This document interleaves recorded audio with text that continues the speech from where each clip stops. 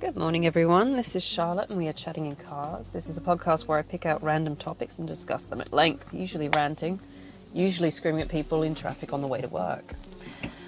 It is 7:17 on a Thursday. I just got paid, so I'm completely stoked. And I'm heading up to my next school. I haven't done a podcast for the first 3 days of this week, so if my brain glitches, I'm so sorry. There is a trigger warning at the start of this podcast. I do swear, I'm not going to hold back. I'm sorry if that offends you. You have the right to be offended, same as I have the right to swear. Anyway, if you don't like what I say, you can absolutely change the channel. Go and listen to something else. Disney show tunes, I don't know. Whatever suits your, fine.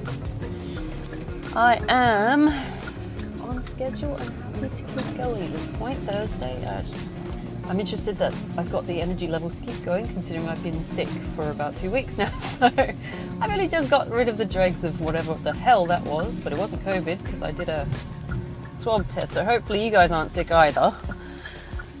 I hope you're not. It's not fun to work while you're sick. Anyway, the topic for today is budgeting. Fitting considering I just got paid. And I am well on my way to getting my apartment at this point. I'm quite chuffed about that. I'm actually a little bit over my goals, so I'm loving that. What is budgeting? Budgeting is set aside money to make sure you've got enough to spread over the week. You don't want to go past your budget because obviously you eat into your savings.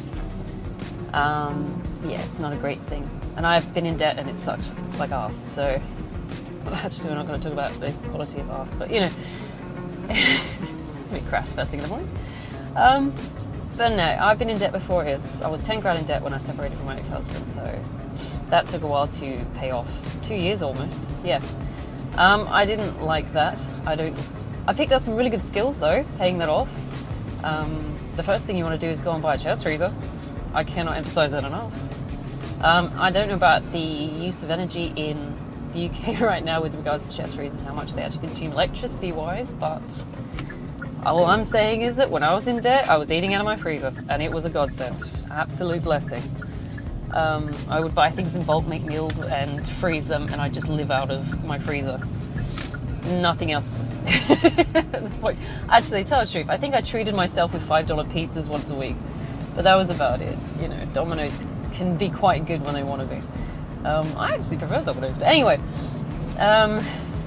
What else? Budgeting. What is the importance of budgeting?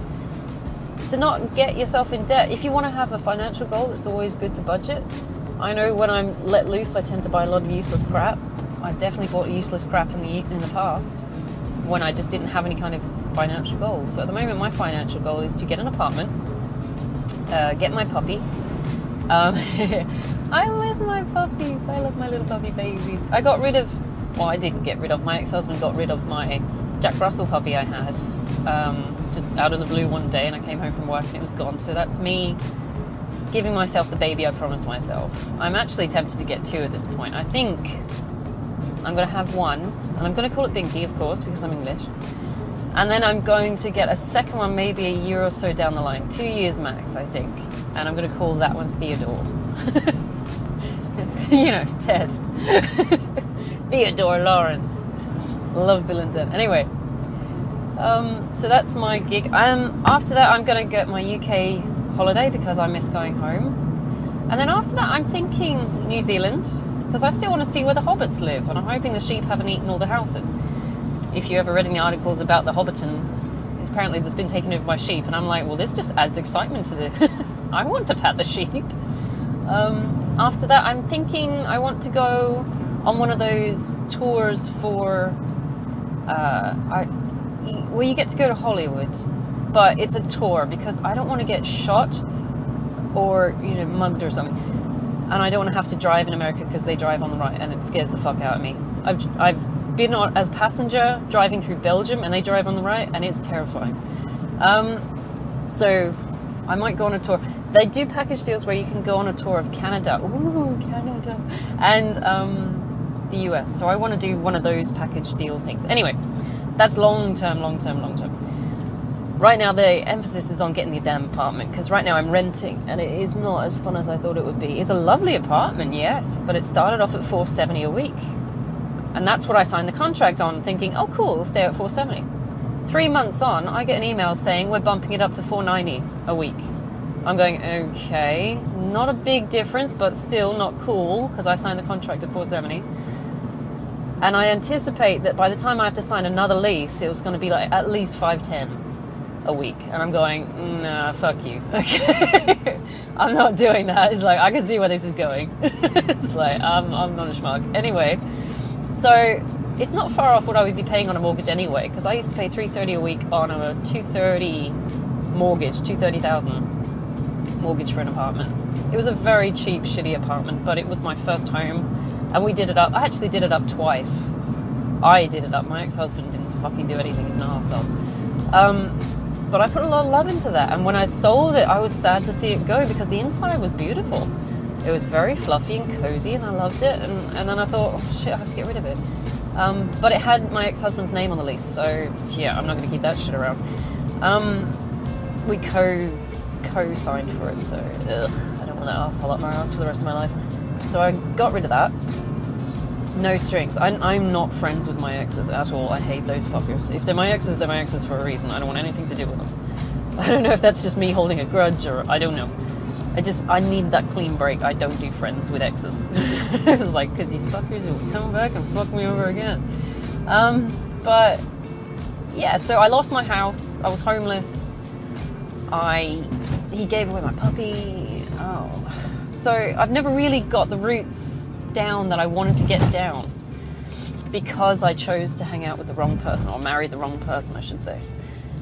He was not interested in, you know, building a home and a family and all that crap. I mean, some people go for kids. I'm going for dogs at this point. I work with kids, so I know what that fuss and mess is. I want a family of puppies. So, I've seen the babies. I'm good. That's a lot of shit to do, and I'd rather just have a family of puppies. There's less stress, I think. Less obligation, possibly. I don't know. I've no narcissistic drive to pass my DNA onto yet another already ravished planet. So it's like we can pass on that one. So I promised myself these two things. I also miss home. I miss it so much. I miss touring. I miss going, because every time I go back, I go for about 5 weeks and I go right the way around it. And it's just going on tour and I fucking love it. You know, road trip for 5 weeks. Stopping off at hotels and things, seeing all the big houses and the sightseeing and all the stuff, and the museums. And it's nice to come back and put foot to ground again. I really miss home. And I usually start in London, then I go up to Scotland. Over to Wales Island, and then I come back down. I've done it in reverse before as well, and then I usually spend the last weekend in London as well. So I start in London and I end in London. And I get to go see Kennedy and stuff like that. So it's Buckingham. It's really nice. I miss my culture. It's a completely stark culture from out here. It's a different lifestyle. It's okay if you're outdoorsy. And you like that shit, sporty, but I am not really. I miss the history side of things. There's no real, what I would consider historical culture out here. It's all very newish. It's multicultural, which is great, but so is the UK. Anyway, I miss home. So I'm going to go back as soon as I can. But the priority. All right, budgeting. Okay, so as a teacher, I have a fairly decent paycheck, surprisingly. And I've never been one to spend a lot frivolously. I'm not materialistic. I don't go for, I need an expensive car, I need all this shit. I mean, at the moment, I'm driving a Kia Picanto. So, it's a gorgeous little car. It does the job. It's easy and cheap to maintain and runs on next to nothing petrol. I love that aspect, considering the fuel prices at the moment. And it just does this little thing. And there's only ever going to be me and possibly one other person, some dogs in the back. So there's no need for this big, massive... Like, my brother's got a Navara. And I'm just going, what the fuck do you want that for? It's crazy to drive. I can't get in it. I'll sit in it as a passenger. Because you feel like you're, riding a land ship. What are we doing in this massive fucking car? But I could not drive that. I tried driving his Jeep. I hate it. It's way too big. Seriously, I cannot park it. I don't like the dimensions of it. And I've always had small cars, so I find them easier. It's cheap to run, cheap to fix. The parts are readily accessible, easy. I just got it serviced, and apparently there was something faulty on a dashboard. They did it automatically. They just whipped it in and out. Easy, done, and I'm out. So I'm not looking for something that is high maintenance when it comes to transport. So that's a bill in itself. I'm paying $105 a fortnight, paying that off. I laid down like $5,000 at the start. It was like 15 grand or something like that. And there's a bubble at the end, which is $5,000. But I honestly think I'm going to pay that off as soon as I can anyway, because I don't like debts hanging around. My rent, as I said, is $470 at the moment. It will change to $490 in October. Other than that, my overall budget for the fortnight is $1,500. I get paid after tax $3,031. So that's after tax. That's 10 days work. Yes, you should become a teacher if you can. I don't know if it's just this country, because I remember what it was like sitting on welfare, and it wasn't far ago that I was sitting on welfare because we had to go onto Centrelink for the lockdowns because they closed all the schools. I was sitting on $570 a fortnight. I'm sitting going, this is shit, man. I'm not even making rent. And it was a forced thing. There was no payout for casual teachers. All the normal teachers got paid as regular because they're in contract and they just got normal pay. But because we lost our jobs, we didn't get furloughed, we didn't get long service leave, we didn't get sick. We don't get the sick leave still, which is ridiculous in a pandemic. So we're going to work sick because we'd have no choice. But yeah, so my pay has gone back to a decent level. We actually got a 3% increase because of all the COVID and the fuel prices and inflation, all that shit. That was the 1st of September, 1st of August or something like that, and we got back pay for it. So my latest paycheck was decent. I've managed to supersede my financial goal of the apartment deposit. So once my rent's paid, my car loan's paid, I've got about $450 left over for bills, food, petrol, anything like that. And food is negotiable. I love finding bargains and things for food. I love doing that. Luckily, and very gratefully, thankfully, the government gave us a $400 electric stimulus booster. So that's covered 2 and a bit of my bills, because I don't use a lot of electric anyway. I sit on my laptop most of the time, and I've got like a light bulb on. I do have those weird, you know those lights where they're like little baby lights and they're in the ceiling, but for some reason you turn one switch on and 5 of the fuckers turn on, and I'm going, what the fuck? Why do I need 5 lights? So I just stopped using that shit, and I just got like a standing lamp. I don't like 5. It seems excessive. It's like, why do I need 5 fucking spotlights to peel carrots? It's what am I on show? What the fuck? What is this? Someone's going to break out into some kind of cabaret in a minute. But I don't understand why that is a feature now, because it's in most houses I've been in, and I'm going, why the fuck do we have that? It doesn't make sense. One light's good. Just one light. It's one room, one light. I don't know. So I don't use those. I cut down on my electric a lot because I just don't use it. So I'm hoping that 400 stimulus will actually last quite a bit. The less I have to pay, the better, as far as I'm concerned. I did get to the point where when I was homeless and I was renovating my dead granddad's house. Long story. I'm going to do a podcast on that year. That was a very interesting, colourful, textured year. I will go into that later. Where I was using candles. And I didn't want to use electric at all, because everything I was making or I could get my hands on, whatever I was selling of my own possessions to get to my credit card bill of 10 grand, I was just shoving on. So I was using candles, and I was watching what time the electric cost the most. And that was usually on the outskirts of the day. So while you're at work, most people, it's cheapest. I find strange. But then again, you've got maybe a bunch of like unemployed people that have no money. So of course it needs to be cheaper in the middle of the day when they're going to use it, which makes sense, I guess. But I had, what were my rules? I had rules. I'm weird with rules. It's the autism kicking in, and I am autistic. I'm not taking piss. Generally, I love my routines and rules, and it gets me somewhere that's constructive, I find. But I would do all my big electric jobs first thing in the morning, when the electric was cheap. like I'm talking like get up at 5 or 6 and start doing your washing machine, I would limit my time on the YouTube or the computer or whatever till about 7. And from 7 onwards, I would use natural light. So I'd open all the windows curtains. It just sucks in summer because it's like 45-degree heat, but you know, you make do. And then I would get to about 7 again at night, and I'd allow myself to use electric after that. So that would be my entertainment time. Like if I've got in from work, like if I managed to get some work, that would be my relaxed time. Other than that, I was using candles as soon as it got to, you know, dark, which is good as well though, because I liked the sort of light that the candles gave off. It helped my brain relax. Whereas, you know, light bulbs, you have that piercing white light. The candles, I was reading, because I wasn't using the internet and stuff like that. I was just reading books, and I had the candles, and it was great. And it would slow my brain down and get me to relax. And I could just go to sleep, and I found it helped. So that's me. I'm a bit weird. And candlelight, I tell you what, there's lots of uses for candlelight. It's quite nice. How can I put this? White light is a bit piercing. But yeah, that's one way I sort of cut down my electric. My chest freezer I invested in. Like, as I said, I would buy in bulk, mass make meals, and then freeze them.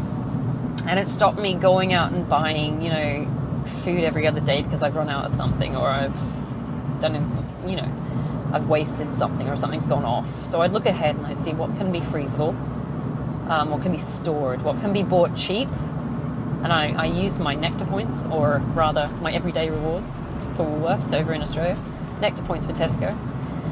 And I loved getting that $10 back, and I just kept looking out for programs like that so you could sign up to them. And I'm currently doing that now, actually. I'm not in debt at all, but I'm actually using the skills I built up while I was in debt to promote savings in my current situation, because they're still valid. I mean, you don't have to stop using them just because you're not in the, you know, red. So I'm grateful for that experience. I mean, it sucked at the time, but I'm really grateful for that experience where I got to learn ways to survive a bit better, more efficiently, by being forced into a situation where I had no money. And I've been listening to the stories on YouTube and finding all these rich people that are like newly poor. And I'm laughing my ass off a bit, because this is the shit I was raised in. It's like I've had 37 years of not having, and so making do, or beg, borrowing, stealing and stuff like that. And these people are just having a life crisis because they can't get their Waitrose PG tips or some shit. And I'm going, what the fuck? Oh Christ, don't even get me started about period poverty. That bugs the shit out of me. It's like, that is in no way a poverty. That is a period inconvenience. That is not a poverty. Poverty is where you have nothing. You don't even have toilet paper to use. There's like nothing to stop that flow. That is a poverty. It just bugs the fuck out of me. It just bugs. And I'm a woman and I'm allowed to say that shit because I have periods. And I'm just thinking your scope of what the effect of this is slightly biased. It's like you're talking about a period inconvenience. It's like, yes, it sucks that you don't have a tampon or a pad. It would be lovely to do what everyone else is doing, but this is not real poverty, is it? People aren't, starving to death because they don't have a tampon. It bugs the fuck out of me. It's like, I don't think you've experienced real poverty if you engage in that terminology. Yeah. When you're living on fucking 2-minute noodles for a week, and that's it, that's poverty. Maybe. I don't know. It might be some other thing paired with it. I don't know. So, yeah, budgeting. So as soon as I got my money, I started budgeting properly. I'm like, right now, I'm out of the red. Finally, it took 2 years. I got my apartment back. I did it up. I sold it. I'm like, right, okay, now we rebuild. Because fuck that guy. And I don't give a shit where he is right now. I think he's living in a van somewhere. I'm like, fuck you. You deserve that. You did nothing but drag us down. Am I angry? I'm angry that I got sucked into it. Because I'd gone on the pretense that he was a good person, that he was here to help, that he was here to pull his own weight and things like that. I'm angry about the lie. But that's about it. him, I don't give a shit. He's facing his own fucking traumas. Same with my ex-boyfriend, actually. It's quite funny. Reality is hitting them hard at this point. Bang on. So, these skills were a blessing. It felt like a curse at a time, but it was a blessing long term.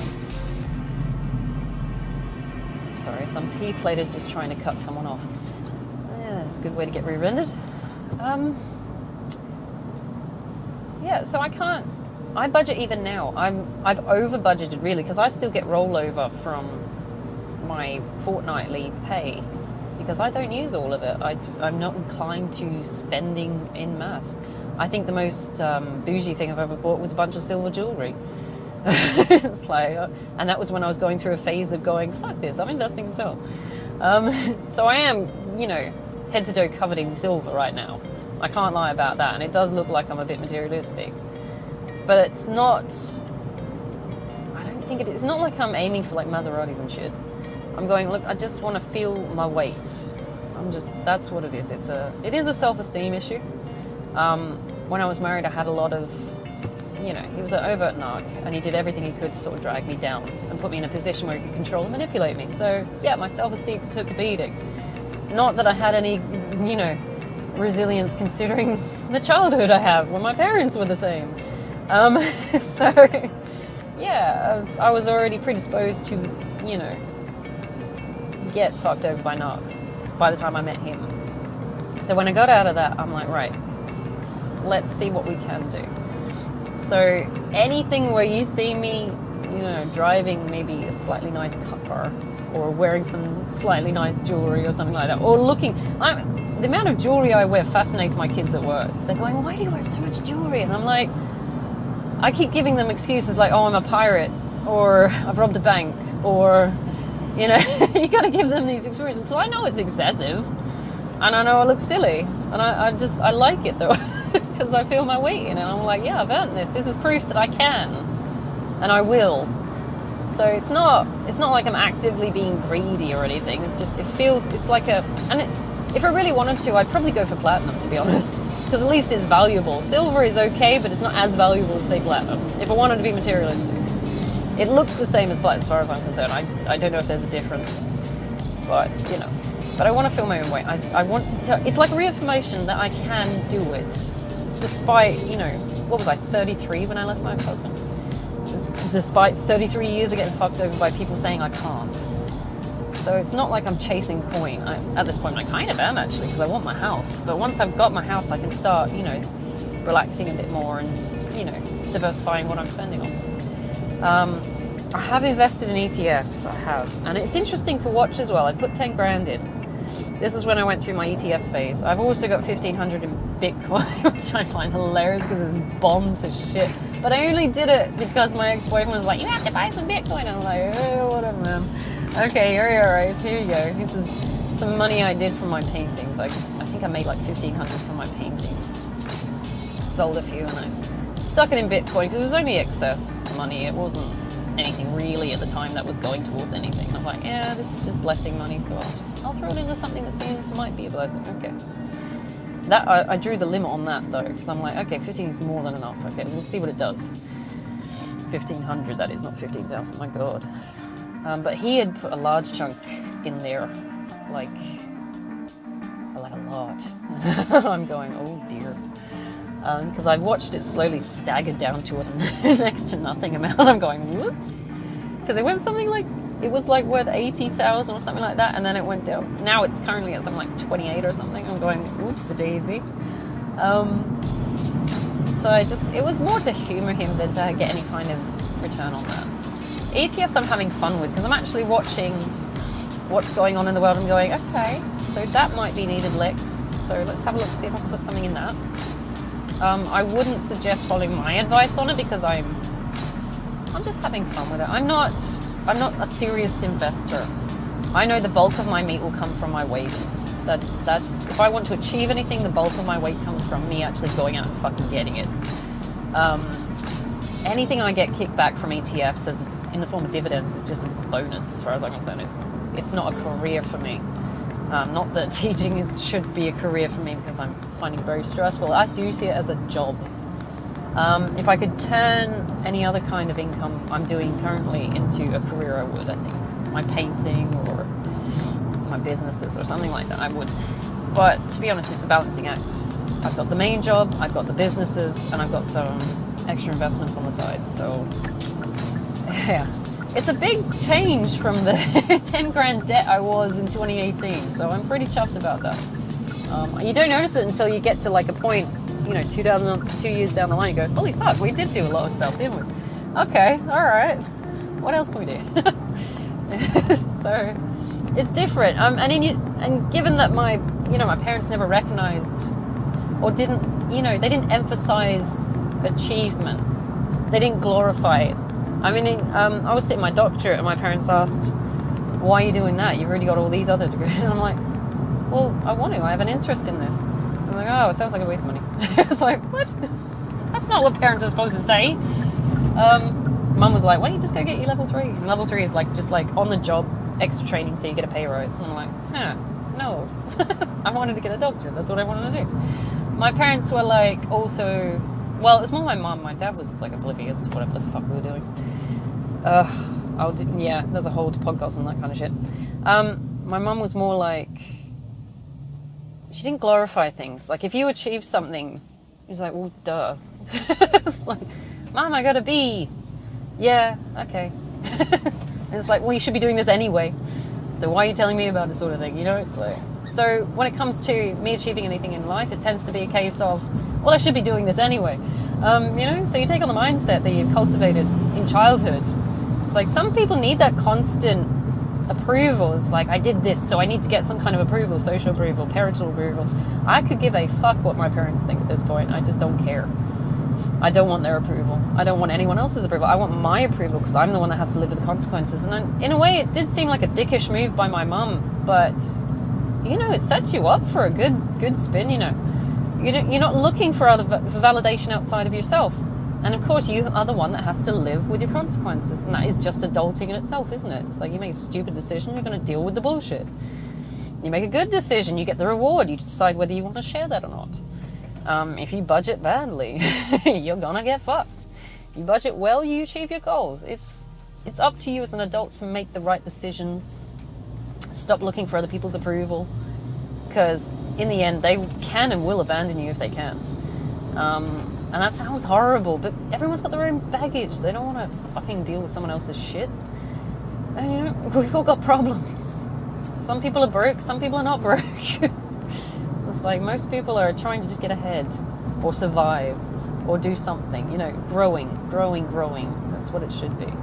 Some people are completely self-sabotaging and destructive, like my ex-boyfriend. He's a fucking idiot.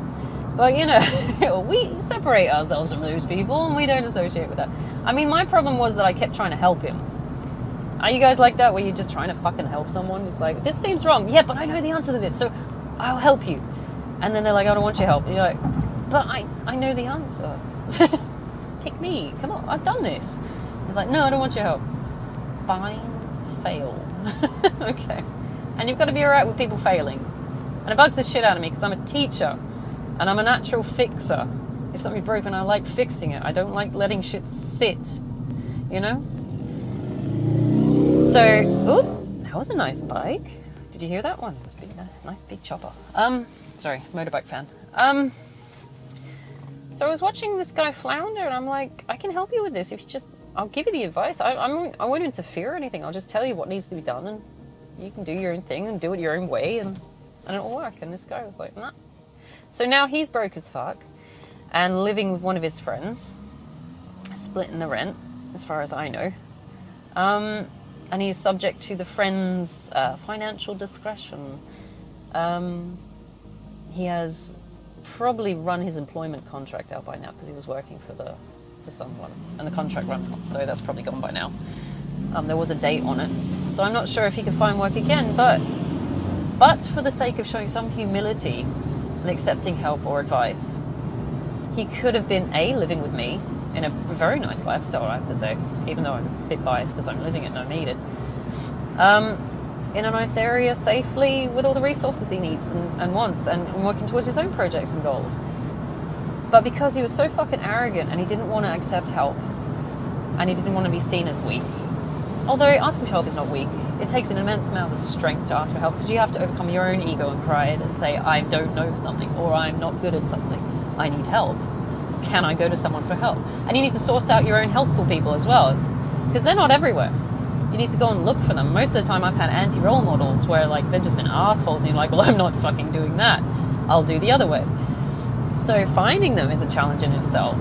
But when you find them, for fuck's sake, hold on to them and appreciate what they are, because they're not going to be around forever. They might not need to help forever. You might get the grasp of it.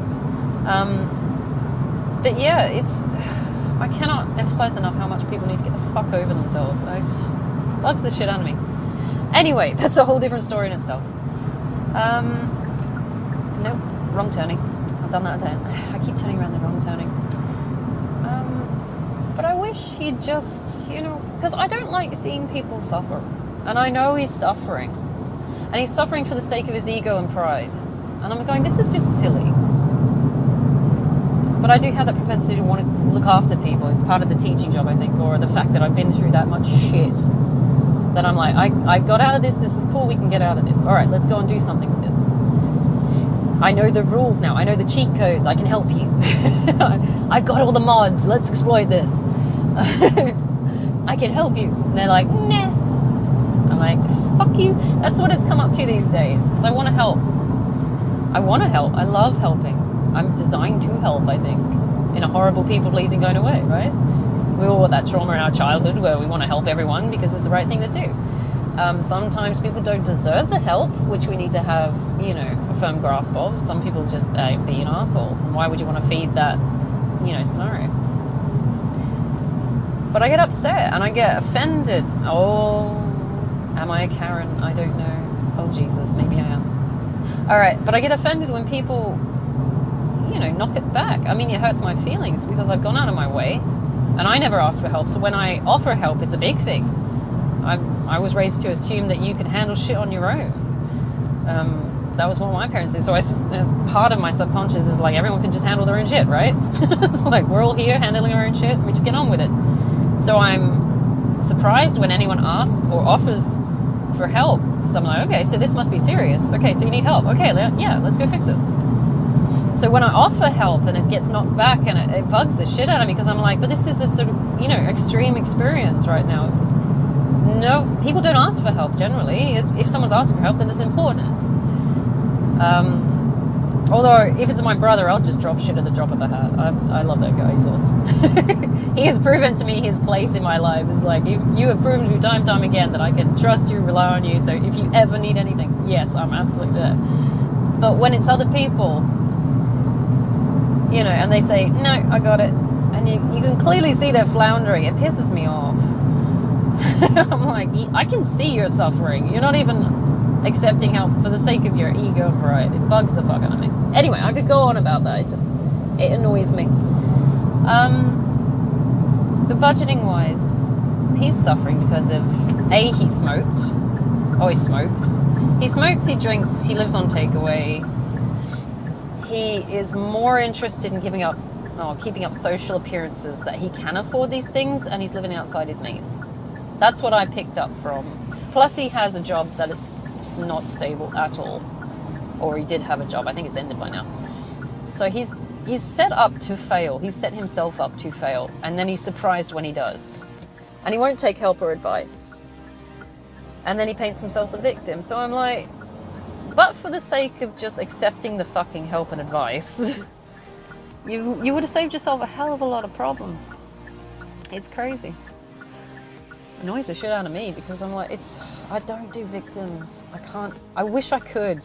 I wish I had that, streak of compassion, but I see most things are fixable. Most things. It is a rarity that something is not fixable. So when people sit in their own self-pitying state and just paint themselves the victim, and they're like, I can't fix this, I don't want to fix this, it's too hard, I feel bad for myself, I've got all these excuses and shit. And knowing the shit I've gone through, and I'm like, there is no excuse, you can fix it. No.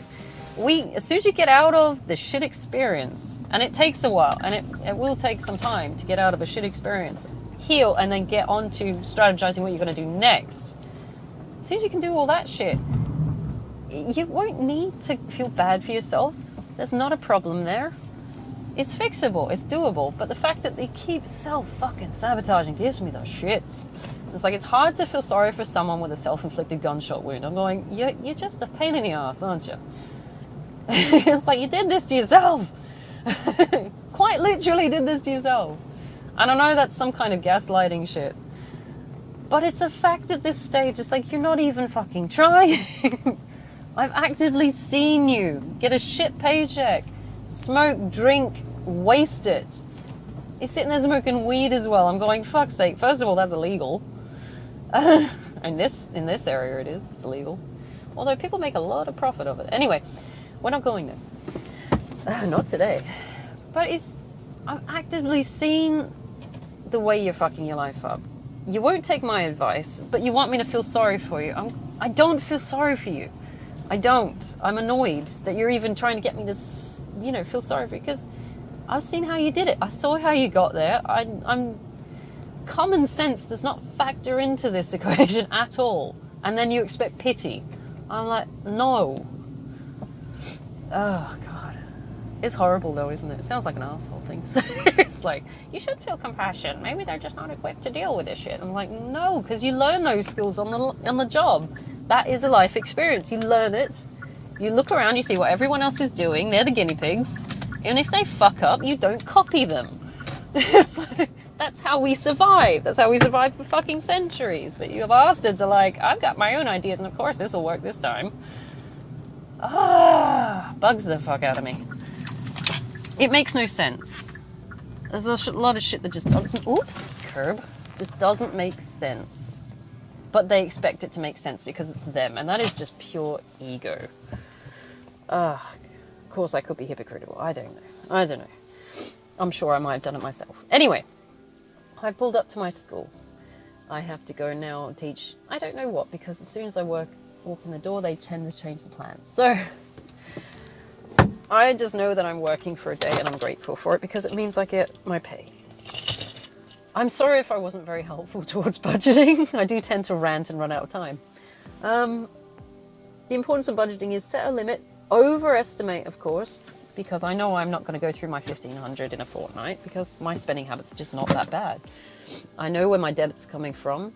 I have tried to find value for money deals with everything I do at this point because I don't like being wasteful. I think money is a blessing, and so you should be using it as much as you can to help others or to, to grow. It shouldn't be wasted. So when I see people pissing money down the drain, of course, yes, I'm going to get angry because it feels like they're being ungrateful for the resources they were blessed with. So I get angry.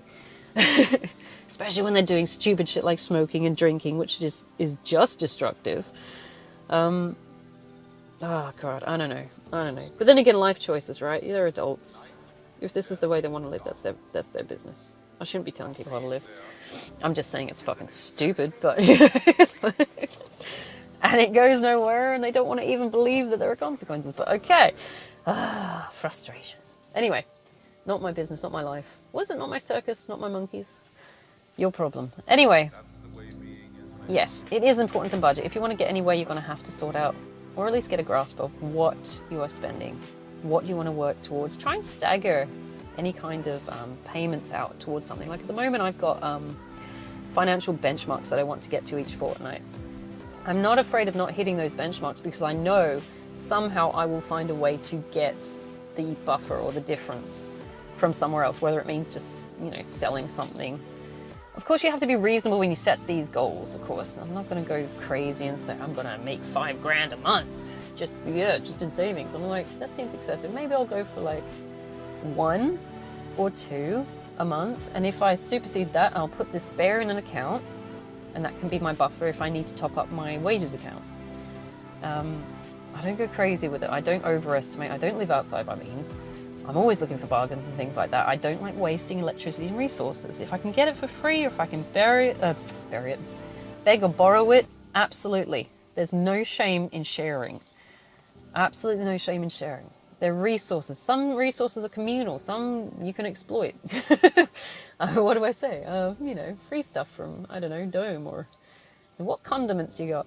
If you go to McDonald's, maybe you want to reuse the sugar packets or something like that. I was one of my dad's ones. It's like every time we walked away from McDonald's, he'd end up with like pockets full of sugar packets. I'm going, Dad, we don't even eat sugar.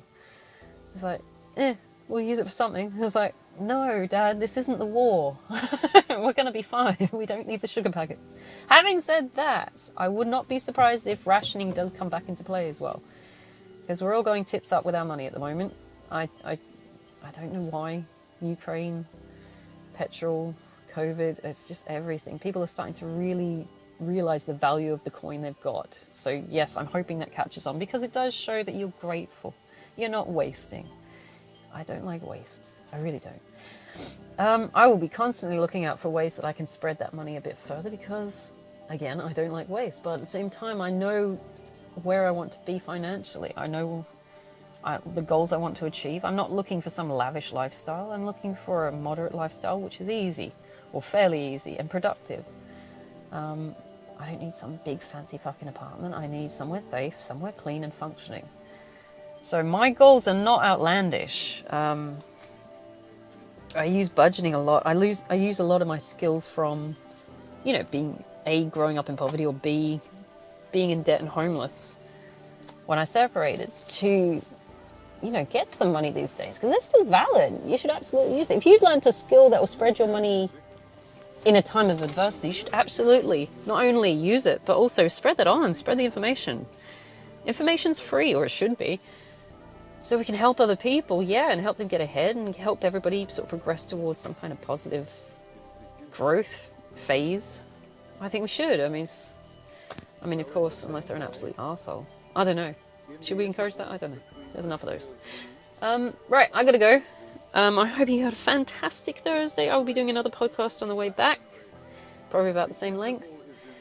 Tomorrow's Friday. We get Friday's Day. Yay! I'm looking forward to my ration pack of snacks on Saturday, which is serving me really well, actually. I'm saving a shit ton of money for doing ration packs. I thoroughly recommend. If you've got the discipline and you can tolerate eating a similar thing every week, similar. Of course, there is like a 6-day span between my ration packs, but it is essentially the same thing over and over again. I like it. It helps my autism. I know that I'm not going to fuck it up. I thoroughly recommend ration packs. Meal prep. If you go to the gym and you do the meal prep thing, that's essentially setting you up for something productive anyway. Doubly so, because you're saving money, or you're not eating crap. You're not, wasting resources. I hope you find something lovely today to do. I hope you do. I'm currently looking at a willy wagtail bouncing around on a lawn, so that's a pretty good start to the day. That's good luck. So hopefully it works out well. I hope I don't have screaming kids today. I will see you this afternoon on the way back. Have a good one.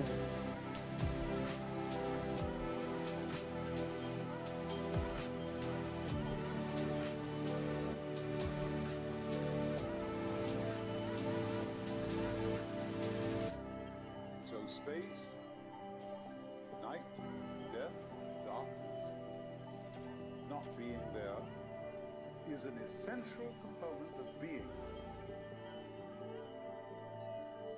You don't have the one without the other, just as your buzzsaw has no teeth